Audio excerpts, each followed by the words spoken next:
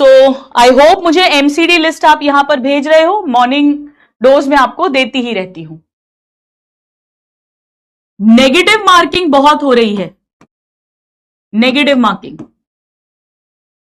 को रिड्यूस कैसे करें, how to reduce negative marking, how to reduce negative marking. देखो एक बात याद रखना कि कभी भी अगर रैंक पीछे आए या कट ऑफ के नीचे आए, उसका बहुत बड़ा कारण यह होता है कि पॉजिटिव मार्क्स तो ज्यादा है पर नेगेटिव मार्क्स बहुत ज्यादा हो रहे हैं, इसीलिए ओवरऑल परसेंटेज मार्क्स डाउन हो गए हैं।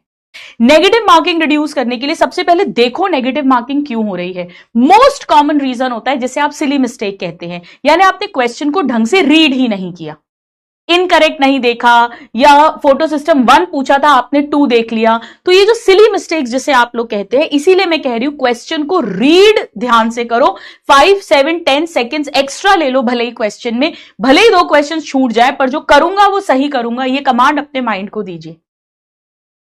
दूसरा, तुक्के मारना बंद कर दो बेटा, आज से 20 दिन तक तुक्के मारना बंद कर दीजिए। कैलकुलेटेड गेस आप कर सकते हो, अगर आपको लगता है इन 2 में से ये वाला ज्यादा सही है, मैंने वहां पढ़ा था, तो आप लगा दो। लेकिन अगर 50-50 भी लग रहा है ना, तो उसे छोड़ दो।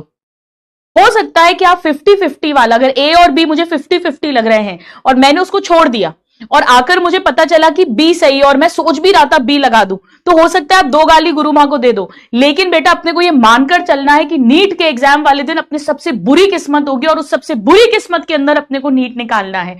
इसीलिए बिल्कुल आप अगर 50-50 भी आ रहा है तो तुक्का मत मारिए, आप उसको छोड़कर आइए। ठीक है, चलो आ जाओ बेटा।